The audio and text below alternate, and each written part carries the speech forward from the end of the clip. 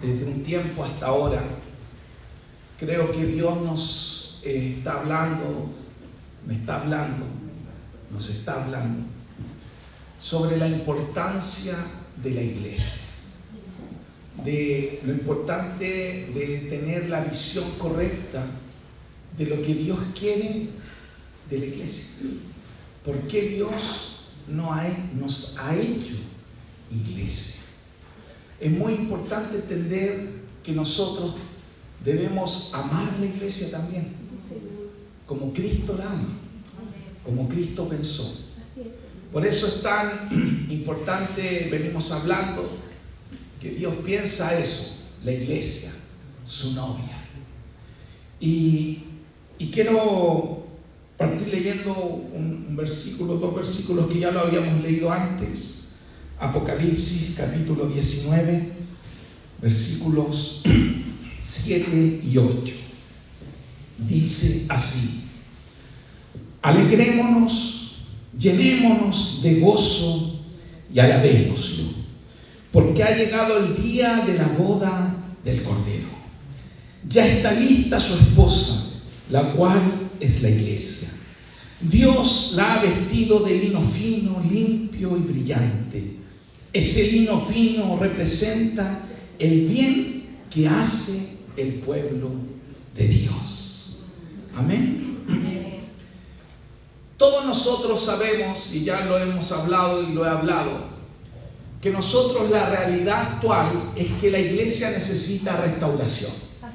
¿Cierto? ¿Quién es la iglesia? Nosotros necesitamos ser restaurados.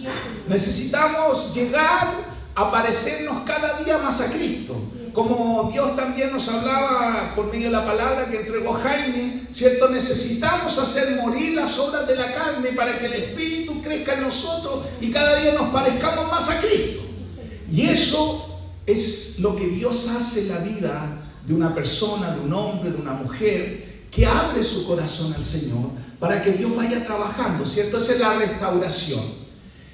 Y el plan final, la visión final o el tiempo final de la iglesia, o sea, de ti y de mí, es que seremos una iglesia santa, amén, limpia, amén, llena, así vestida de lino fino, resplandeciente. Eso, así es como Dios mira a la iglesia. Es verdad que nosotros a veces cuando nos miramos hoy día, pareciera que nuestro vestido no está tan limpio. Pareciera que no estamos tan resplandecientes, ¿cierto? Pareciera que la novia no está tan linda, tan ataviada. Todavía, y es verdad, que nosotros todavía somos una iglesia media coja, ¿cierto? Media tuerta, media, no sé, que camina así, media jorobada, ¿no? No es tan bonita.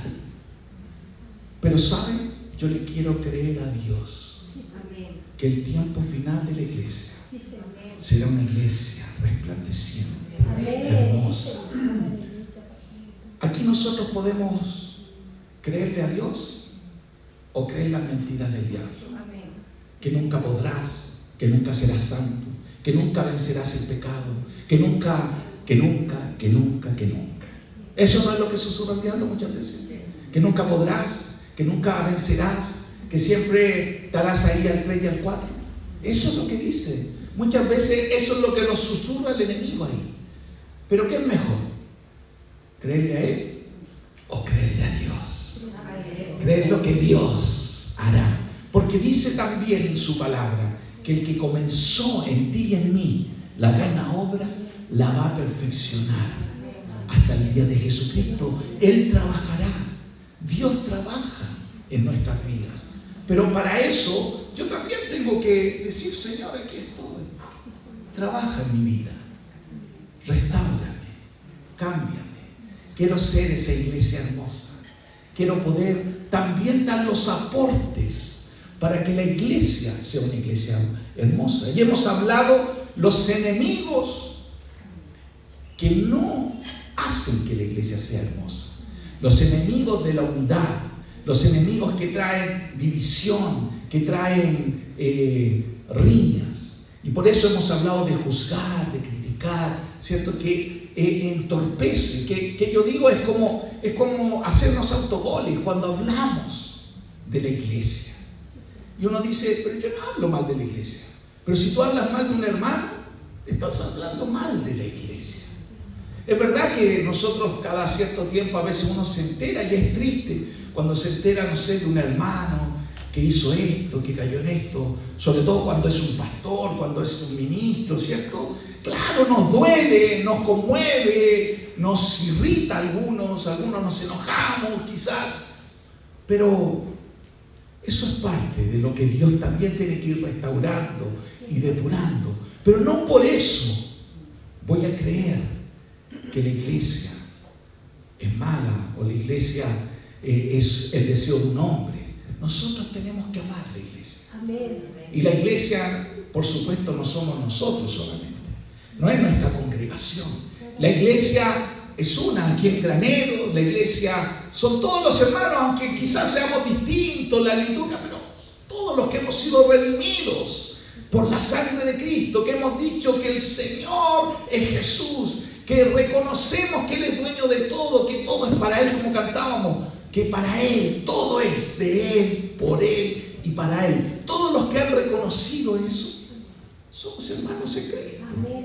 Y la iglesia es una aquí en Graneros. La iglesia también no es solo nosotros, es toda la iglesia en Chile, toda la iglesia en el mundo. Tenemos familia en todos lados. Yo no sé si usted alcanza a vislumbrar eso, pero eso es maravilloso. Cuando uno tiene esta posibilidad de conocer hermanos de otros lados, y uno dice, tengo familia en todos lados. Entonces, el tiempo final, cuando Cristo vuelva, Cristo vendrá a buscar su novia. Iremos a un casamiento. ¿A quién le gustan las bodas? Todos nos alegramos en las bodas, ¿cierto? Es un tiempo para comer, celebrar, reírse. Así acabará la iglesia, en una boda, donde su novio vendrá a buscarnos. Amén. Qué maravilloso es tener ese concepto. Y por eso, hermanos, es tan vital entender qué es la iglesia. Yo creo que hoy día quiero un poco poder transmitir, ya que habemos menos hoy, pero también, bueno, esto va a quedar grabado y todo, y los hermanos que hoy no vinieron lo verán después en YouTube. Pero qué importante es tener el concepto y la visión correcta de qué es la iglesia. Amén. Presente, Juanita. Sepa, no para decir presente. No, para ponerse yo si está bien que yo dije presente. Somos la iglesia. Amén. Entonces, usted y yo tenemos que tener esta visión correcta. Tenemos que tener la mente correcta. Bueno, a modo de anécdota, no es que me quería ni burlar ni hacerle bullying a la Juanita, pero ayer fui a una congregación donde el baño está atrás. Y a cada rato venían los hermanos y yo, hola, sí, y ¿cómo? Pasaba para atrás. Ok, me tuve que correr más para allá porque no entendí, hasta que después comprendí, van al baño. ¿Cierto? Pero uno se asusta así como, ¿alguien se paró? ¿Alguien? Dije algo malo, me vienen a pegar, no sé. Pero... Bueno, entonces, qué importante es que nosotros tengamos el concepto y la visión correcta de qué es la iglesia. Porque si nosotros no tenemos la visión correcta, no entendemos para qué Dios nos hizo iglesia, para qué Dios nos ha llamado, nosotros podemos perder el blanco. Dice, el pueblo sin visión erra, se desenfrena, se confunde, no sabe para dónde ir. Es como dice una parte de la Biblia, somos como niños fluctuantes. Dicho, niños fluctuantes llevados por todo viento de doctrina, dice Efesios. Yo lo diría en un chilenismo, es como ese hermano que todas las micros le sirven. ¿Conoce usted ese dicho, cierto? Sí. Todas las micros nos sirven, pues así que nos subimos a cualquiera. No es así. No todas las micros nos sirven.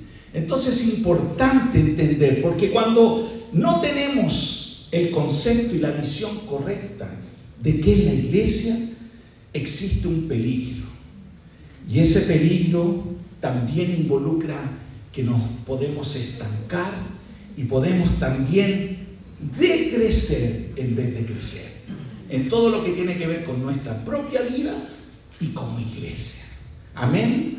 Por eso es muy importante definir y pensar qué es la iglesia. Y debemos quizás imaginarnos. Yo esto hace unos años atrás, aquí hay algunos que se acuerdan cuando estábamos en la ex comisaría de Graneros, nos reuníamos, hacíamos un tipo seminario toda la semana, que yo quería un poco transmitir esto, de qué es la iglesia, qué es la iglesia. Pero para eso, lo primero, y quizás usted se recuerda, y aquí parece que alguna vez también he presentado esto, para que nosotros vayamos de nuevo refrescando. Yo quiero ir afirmando las estacas y la verdad del concepto y la visión de qué es la iglesia. Entonces, antes que eso, quiero que leamos Primera de Juan, capítulo 4, versículo 12, que dice: nadie jamás ha visto a Dios, pero si nos amamos unos a otros, Dios vive en nosotros y su amor llega a la máxima expresión en nosotros. Qué linda esta traducción. Está en la NTV, se traduce así, Primera de Juan 4:12. Dios nos ha hecho iglesia. Y si nosotros entendemos que nos amamos, debemos amarnos. Cuando estamos juntos debemos tratar de hacernos cariño lo más que podamos. Y no solo cuando nos juntemos. Debemos procurar, por eso las iglesias en casa, por eso debemos procurar estar lo más posible juntos. Porque no solo 2 horas, 3 horas nos va a ser o van a ser suficientes, sobre todo en los tiempos finales, para hacer iglesia. Pero qué lindo es estar juntos. Pero no basta solo estar juntos. Porque lo que nos hace iglesia, ¿sabe qué es? Es el amor. El amor. Hay otra palabra que está en Pedro, dice que nosotros somos el templo de Dios y como piedras vivas Dios va construyendo este templo.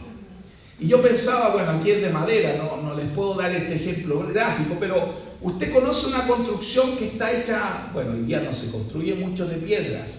Antes, para Codego, antes se construían como los muros, ¿cómo se llaman eso?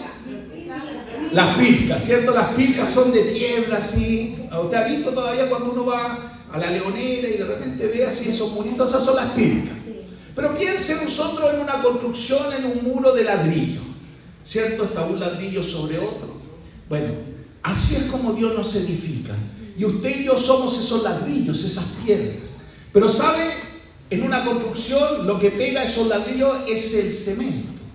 ¿Sabe cuál es el cemento de esta construcción que es la iglesia? Es el amor. El amor es lo que nos tiene que ir pegando un ladrillo a otro. Porque si no tenemos el amor, o sea, si no tenemos el cemento, aunque amontonemos, ¿usted ha querido alguna vez montado un muro sin cemento? ¿Qué va a pasar con ese muro? Se va a caer. Puede que en un principio, sí, funcione, porque lleva una línea, pero en la medida que se va construyendo sin pegamento, ese ladrillo, y sobre todo cuando venga un temblor, cuando alguien lo empuje, cuando haya una circunstancia difícil, ese ladrillo va a caer, ese muro va a caer. Por eso necesita que los ladrillos estén pegados, y lo que pega este muro, esta iglesia, es el amor. Así que dígale al que está atrás suyo o al lado suyo, estemos pegados con el amor de Cristo.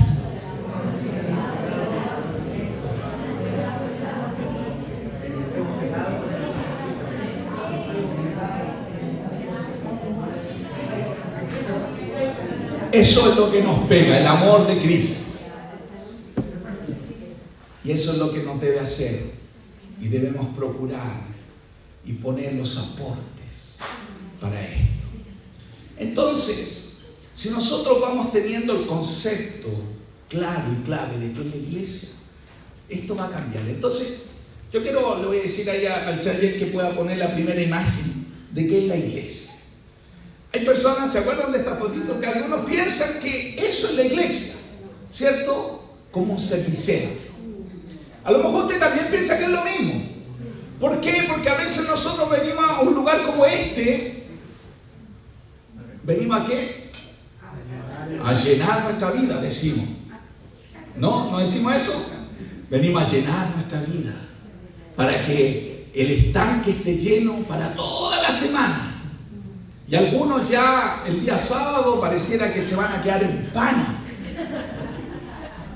No, y es más, porque algunos no sé, por trabajo, por otras circunstancias, a veces no vienen el otro domingo, entonces quedan en pana.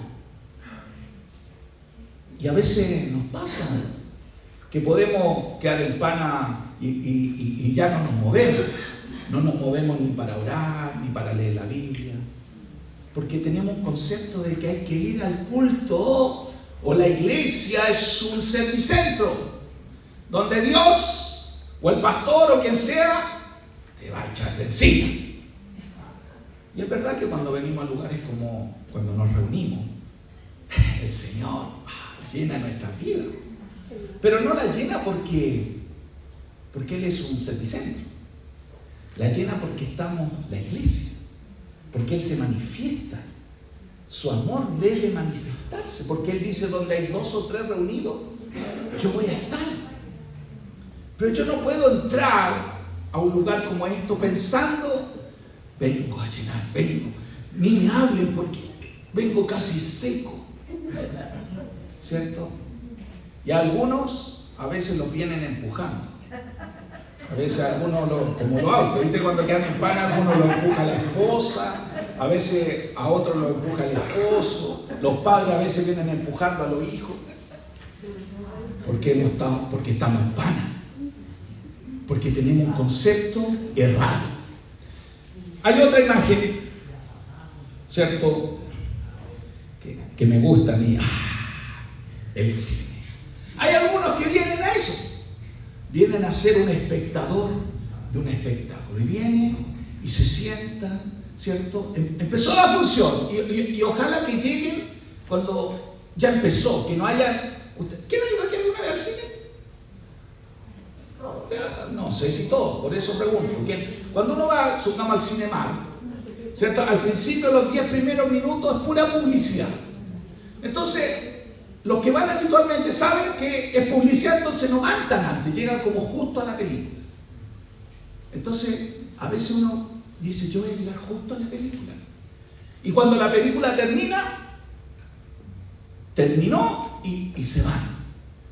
Por eso, una de las cosas que hicieron, sobre todo hace unos años, yo no sé qué director hizo esta estrategia. ¿Cuál estrategia? Que siempre tira escenas, los Avengers, sobre todo uno veía eso, ¿cierto? Que tira la escena post-crédito. Siempre mostraban una escenita de lo que iba a venir después. Entonces ahora todos saben y se quedan expectantes. Nadie se mueve, se quedan por ahí en el pasillo a ver si hay algo. Pero en general, mucha gente se va. Y a veces nosotros podemos pensar que venir y ser parte de la iglesia es eso. Venir, sentarme, y ojalá lo más cómodo posible. Y ojalá que, porque en el cine, si tú hablas, todos los demás que te van a decir, ubícate. Quiero mi espacio. Y ojalá que pueda comer cabrita, pueda, ¿cierto?, estar ahí. Claro, algunos van a dormir al cine, son muy cómodos. Yo conozco gente que se queda dormida, empieza la película y ya. Entonces, no es buena para ir al cine. Pero ¿sabe, hermano, hermana? Dígale al que está durmiendo al lado suyo, esto no es el cine.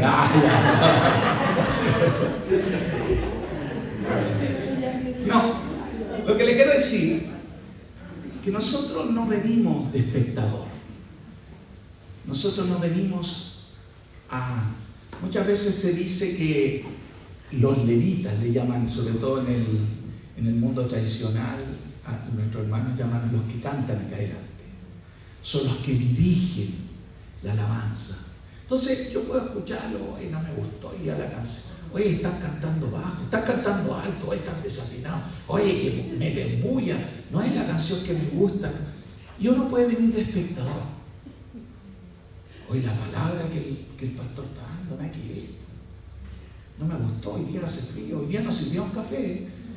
Hoy día sí, y hoy día hace frío.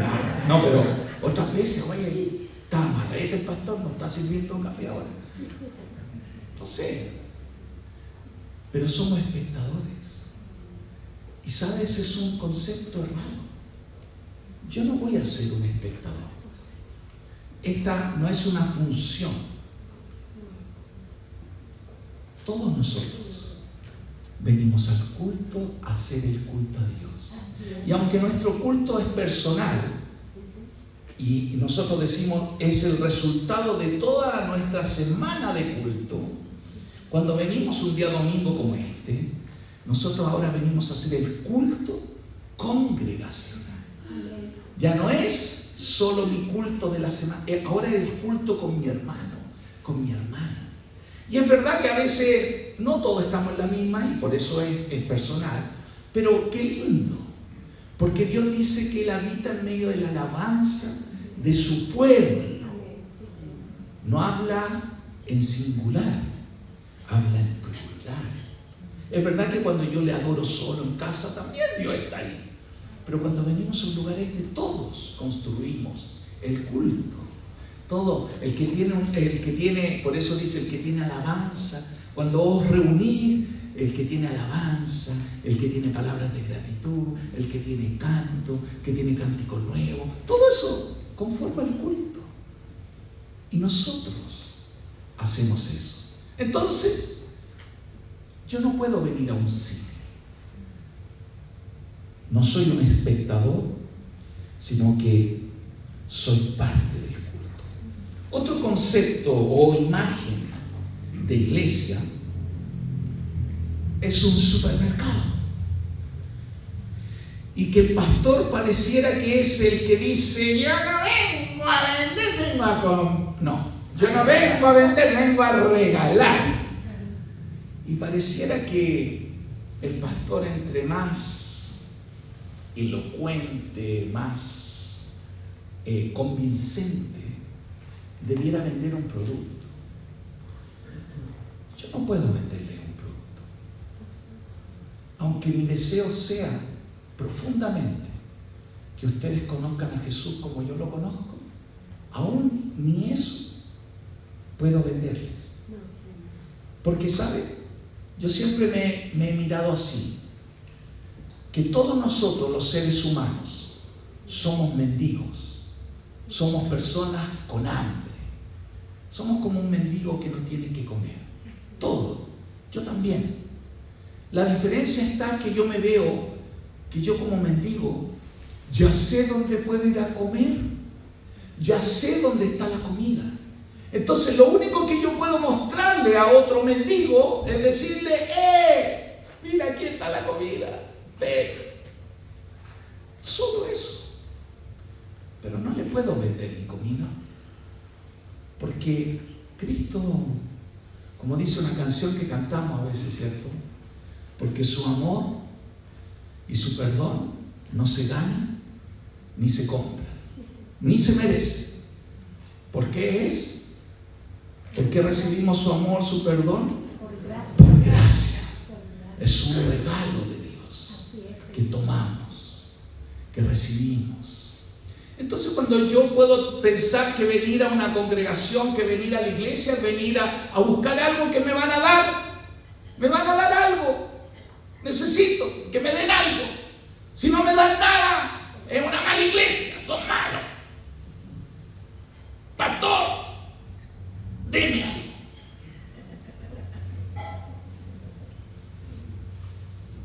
Y aunque es verdad que Dios nos llama a bendecirnos, pero yo no vengo a vender, ¿cierto? Yo vengo a regalar, pero la verdad es que todos nosotros venimos a bendecirnos. Pero lo que recibimos es por gracia. Yo no vengo pensando en que voy a recibir algo. De hecho, por eso se llama, nosotros, ¿cómo decimos? ¿A dónde vamos? Si nos preguntan nuestros papás o nuestros amigos que no son cristianos, oye, el domingo juntémonos. No, porque yo voy al culto, decimos. Al culto, dicen algunos. Al culto, voy al culto. No, pero al culto. ¿Y qué es el culto? ¿Qué es un culto? Es un lugar donde se le rinde homenaje a alguien, es donde se exalta a alguien, donde se le reconoce a alguien, donde se le da todo a alguien. Y obviamente al que le venimos a dar culto es a Jesús. Entonces no venimos a pedir, venimos a dar.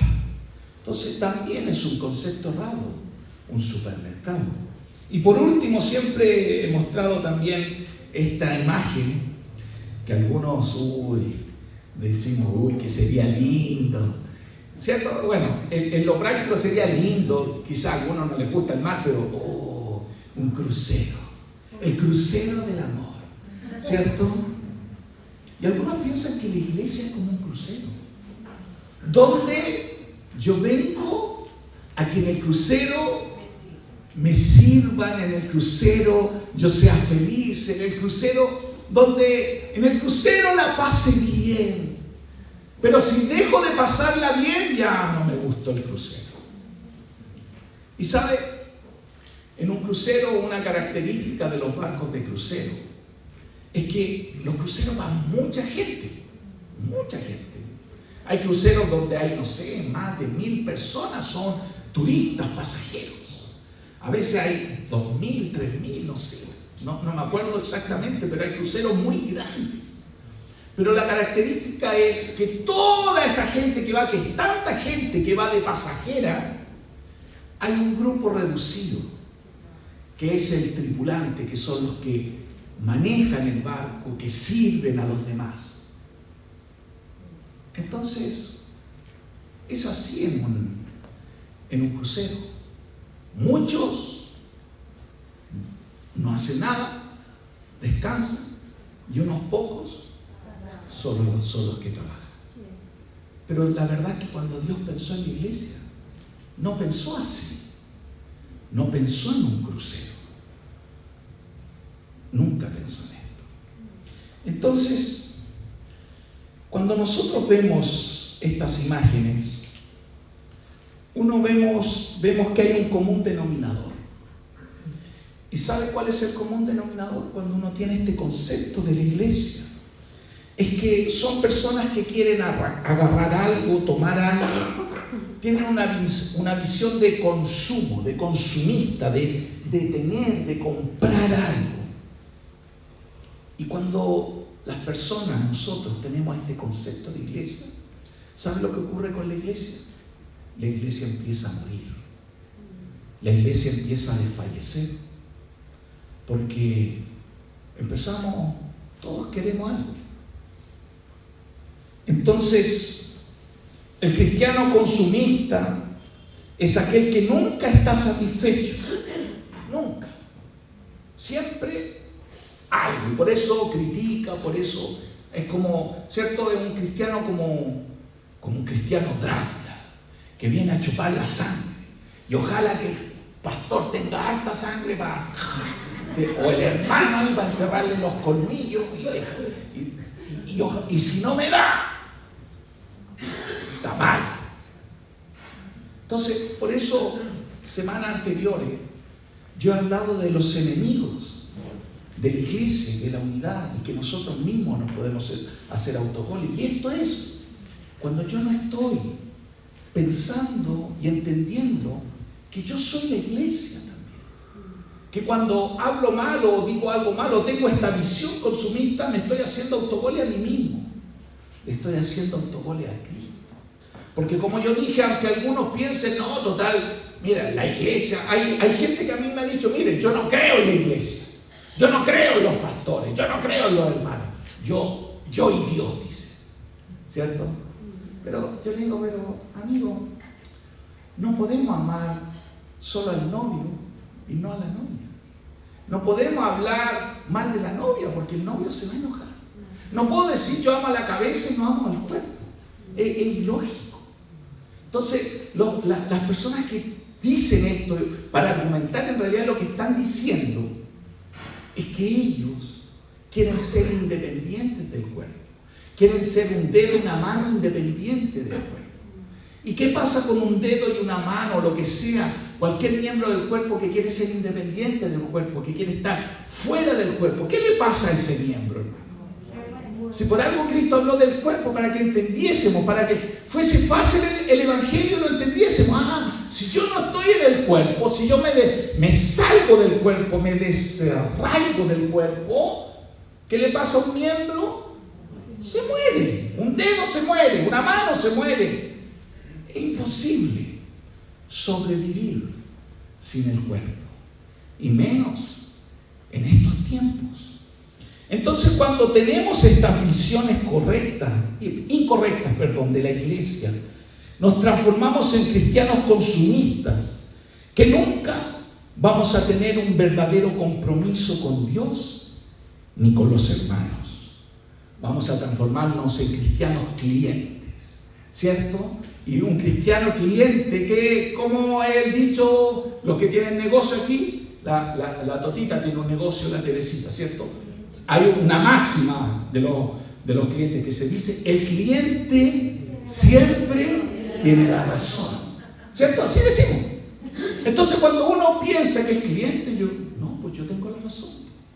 Entonces, si soy un cristiano cliente, si yo tengo esta visión de cliente, y no me dan, o no me dan la razón, o no están de acuerdo conmigo, los hermanos, el pastor, todo, ¿saben lo que ocurre?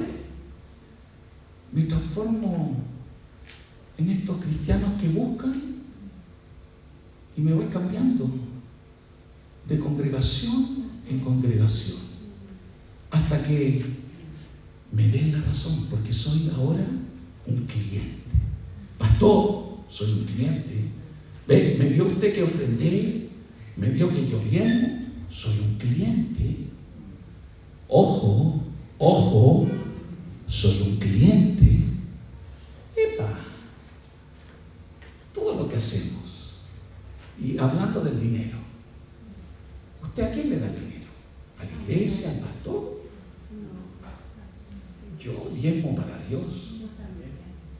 Y lo diezmo con fe, y doy con fe, y ofrendo con fe, y además con alegría.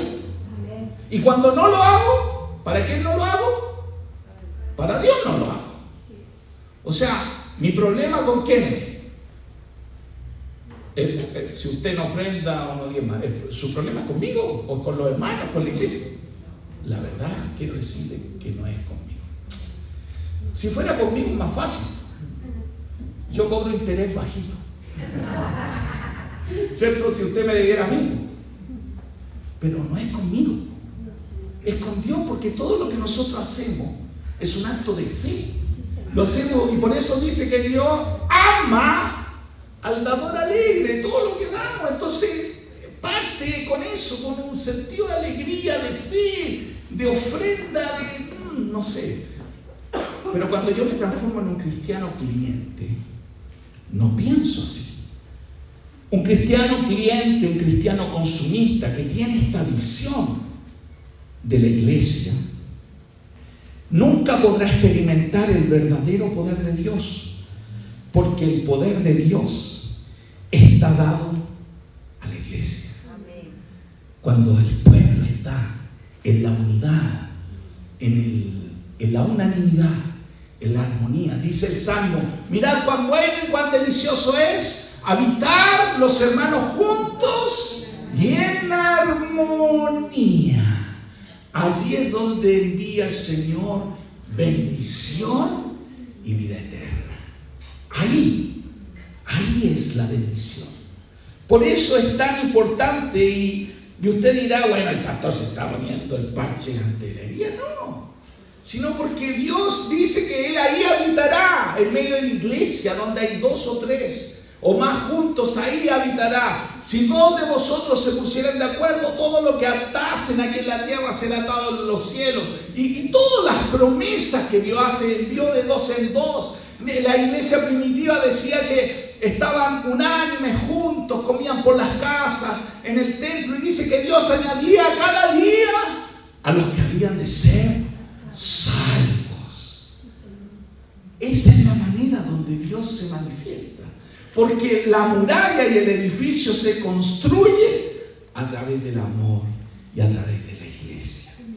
Entonces, dice Mateo 16, versículos 18 y 19, dice: yo te digo que tú eres Pedro, y sobre esta piedra, o en realidad literalmente debiera decir sobre esta roca, edificaré mi iglesia, y las puertas del reino de la muerte no prevalecerán contra ella. Te daré las llaves del reino de los cielos, y todo lo que ates en la tierra quedará atado en el cielo, y todo lo que desates en la tierra quedará desatado en el cielo. Esta es la primera vez en la Escritura cuando Jesús se refiere a la iglesia. Antes de esto usted no va a encontrar esta palabra, eclesía, del griego, iglesia. Y la verdad, como yo alguna vez, enseñé esto, Dios cuando habló esto y le dijo a Pedro, no solo Pedro estaba escuchando, había muchos ahí escuchando. Y él cuando habló le dijo, ya no serás Simón, ya no será tu nombre Simón, sino que serás la roca. ¿Cierto? Qué lindo, roca. ¿Le gustaría que le dijeran a usted roca? A mí me gustaría, buena roca. ¿Cómo se sentiría usted? Porque eso es lo que hace el Señor cuando nos cambia el nombre, y por eso es importante escuchar, porque yo me imagino, ya Pedro tenía problemas, pero ahí dijo, yo soy la roca. Entonces le dijo Pedro, o sea, Simón, ya no será tu nombre Simón. ¿Cómo? Caña. Ya no será tu nombre Caña. Aunque te levantes con la caña mala, ya no será la caña.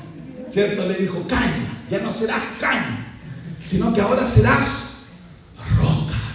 Y sobre esta roca yo edificaré mi iglesia. Y le daré poder a esta iglesia para que le daré las llaves de la muerte, del infierno, para que vaya y saque a cualquiera, y todo lo que ates aquí en la tierra será. Y ahí vino todo el poder. Pero cuando Dios usó este término, iglesia, yo le quiero decir, y como dije alguna vez, Jesucristo usó un término conocido. Cuando Él lo dijo, ninguno le dijo, porque era la primera vez que Jesús usaba esta palabra. Nadie le preguntó a Jesús, Señor, ni Judas, ni Mateo, no sé, porque podrían haberle dicho, Señor, ¿qué es la iglesia? Porque podrían haber dicho, ¿qué es la iglesia? ¿Por qué no dice que edificarán la iglesia? Si hubiese sido un término desconocido, le hubiesen preguntado. Pero, porque si lo hubiese dicho un término, yo lo he usado un término, Pedro, sobre esta roca edificaré mi Malacatay. ¿Qué es Malacatay, hermano? ¿Alguien sabe aquí qué es Malacatay? ¿Lo ha escuchado alguna vez? Es una palabra inventada por mí, por recién. Malacatay. No sé qué decir, pero si Jesús hubiese dicho, Pedro, sobre esta roca, sobre ti edificaré mi Malacatay, y las puertas, yo creo que al final los discípulos le hubiesen preguntado, Señor Jesús, ¿qué es Malacatay? Pero no le preguntaron. ¿Sabe por qué? Porque el término eclesía o iglesia ya existía. Era un término y una forma que se usaba en Grecia y en Roma. En realidad era un término militar que que hacía que los reyes escogían un grupo selecto que eran como la tropa de élite, algo así, que los reyes lo usaban para extender su reino, para conquistar otros territorios, para ir y avanzar. Eran, como les dije ayer a los músicos, la tropa de avanzada. Eran la punta de la lanza, los que iban y conquistaban y después llegaba todo el imperio romano sobre todo. Esto era. Y en la semana hubo un joven, que no está acá, pero que me mandó por WhatsApp, haciéndome una pregunta. Pastor, ¿existen todavía los apóstoles? Y yo le tuve que contestar, sí, bueno, de hecho, apóstol significa enviado. Y apóstol tampoco no es un término que aparece recién en Efesios 4, pero es un término conocido, porque toda eclesía que le pertenecía a un rey tenía un apóstolos, o como se dice en griego, era estrategas, pero en latín era apóstolos. ¿Y sabe quién era el apóstolos? Era el general de este ejército. Era el que iba delante de este ejército a conquistar. Entonces, cuando Jesús le dijo: Simón, ahora serás Pedro, y sobre ti edificaré mi iglesia, y las puertas del Hades no van a prevalecer, todos los discípulos entendieron. ¡Oh! O sea, Jesús está diciendo que Él nos está llamando a todos a ser parte de su ejército para ir y conquistar nuevos territorios para Jesús. Como hablábamos la semana pasada, que nos hacía iglesia para ser su embajada aquí en la tierra. Pero no solo una embajada como existen actualmente. Las embajadas hoy día, usted va a una embajada y no es que puede llegar y entrar, ¿cierto? Las embajadas tienen guardias, usted tiene que ser invitado por el embajador y todo eso. Bueno, cuando Jesús pensó en la iglesia como embajada, no pensó en un lugar restringido, sino que pensó la iglesia, una embajada que conquista, una embajada sin muros, una embajada que no está cómoda. Hoy día también nosotros vemos muchas embajadas que solo se relacionan en lo social, hacen fiestas, van a fiestas los embajadores, ¿cierto? Bueno, nosotros también tenemos que ir a fiestas, en lo social, ahí, a hablar de Jesús. Pero no solo en la comodidad y en lo social. Tenemos que ser embajadores que hablan, que van a todo lugar. Entonces la eclesía era esto, era un concepto de guerra. Y la eclesía se juntaba una vez por semana en Grecia, en Roma, para recibir el consejo del rey, para planificar la estrategia de conquista. Por eso, cuando nosotros hablamos de un culto, venimos a dar homenaje a Dios. Pero si entendemos lo que es la eclesía, todo lo que nosotros escuchamos acá es para extender el reino.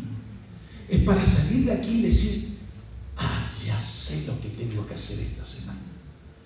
Ya sé lo que Dios, por qué me ha llamado a ser iglesia. Si esta semana también cantábamos: Señor, yo solo quiero verte a ti. Esta semana esto voy a hacer. Voy a pedirle con hambre, con ansiedad, con deseo intenso que quiero ver a Jesús. Voy a hablarle a otros de Jesús.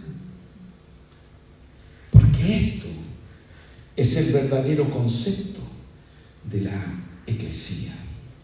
Entonces podemos definir, y le voy a pedir ahí al Chayel que ponga la PPT. Eclesía de los reyes significaba un grupo de personas, llamadas afuera, así se llamaban, llamadas afuera, o sea, para salir del reino, del pueblo civil o de los militares, para convertirse en un consejo representativo de la ciudad junto con el rey. Eso era la eclesía en la antigüedad, en Grecia, en Roma.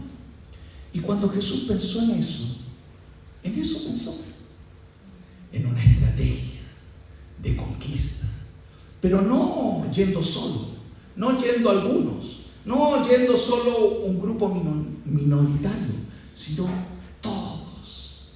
Como digo yo, familia de campo, donde pega uno, pegan todos. De eso se trata la iglesia.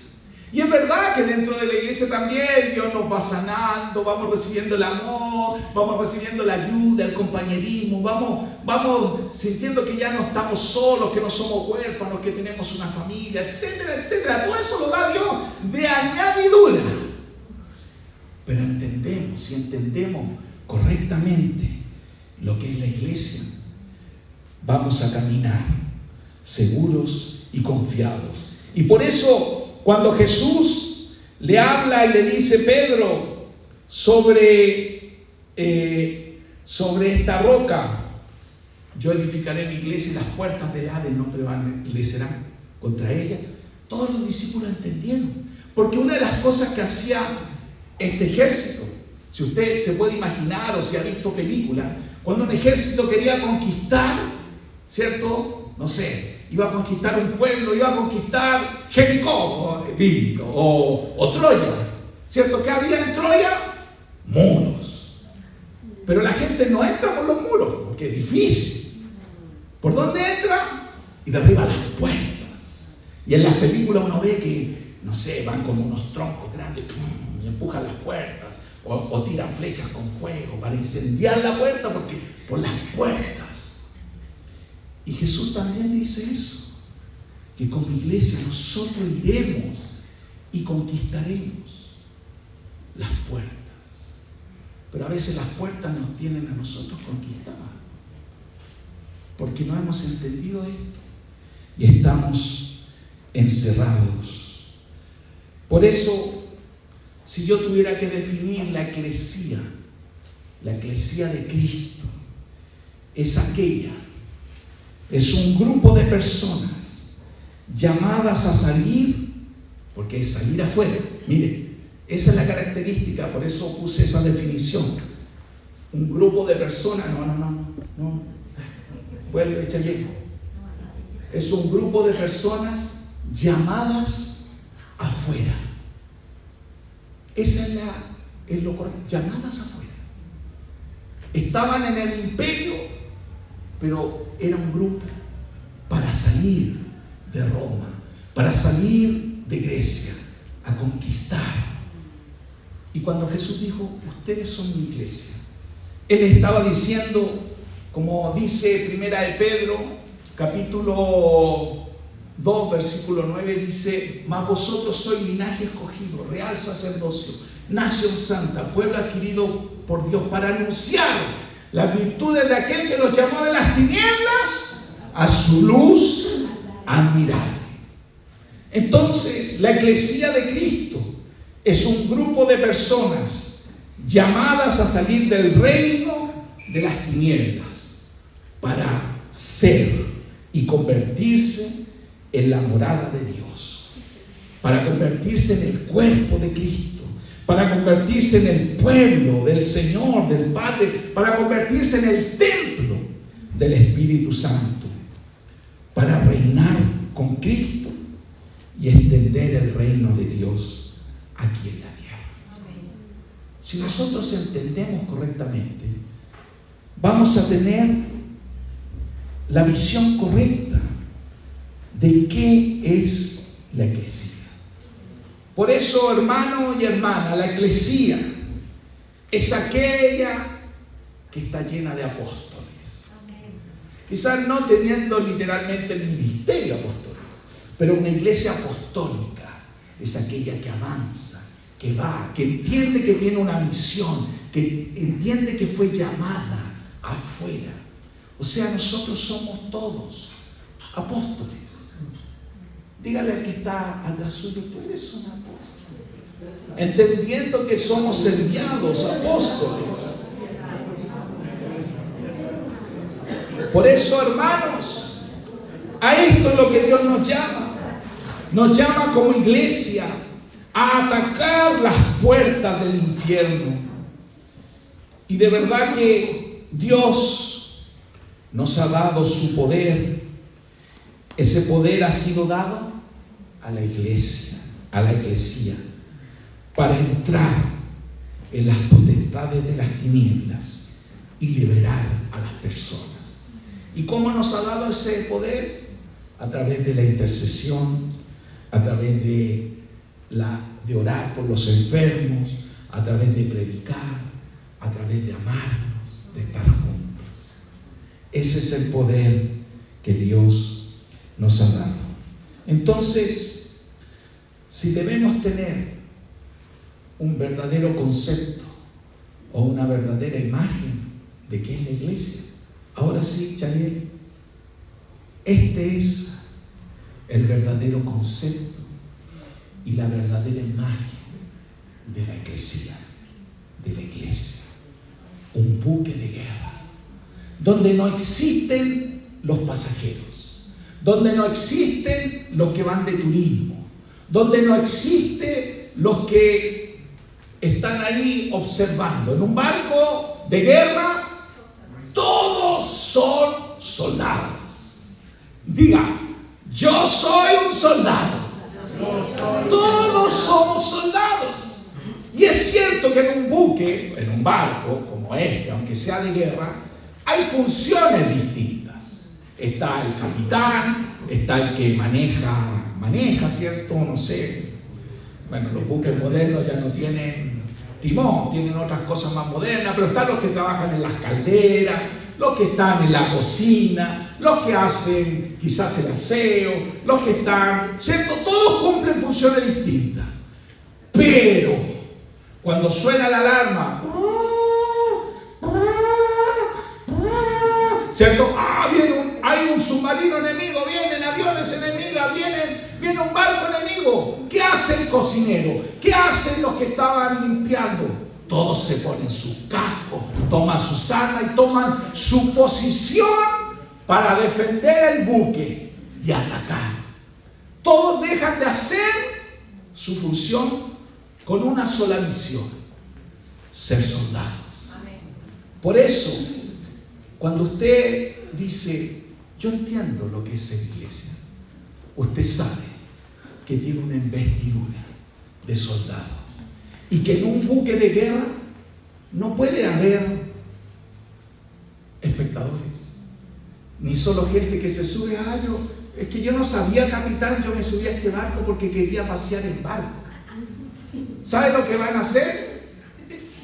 A lo más lo van a meter preso, pero si no, lo van a tirar por el barco para afuera. Usted se sube a ese barco entendiendo que usted es un soldado. Quizá le va a tocar nomás cocinar, pero en algún momento le va a también tocar ponerse el casco, porque todos sirven, todos trabajan, porque esa es la iglesia. Y si yo tengo este concepto, eso sí, y lo entiendo, porque obviamente yo estoy haciendo una similitud a algo humano, ¿cierto? A un barco de guerra. Pero la verdadera iglesia, ¿sabe lo que nos une? Más que el trabajo, más que defenderlo, más que el coraje, lo que nos une es el amor.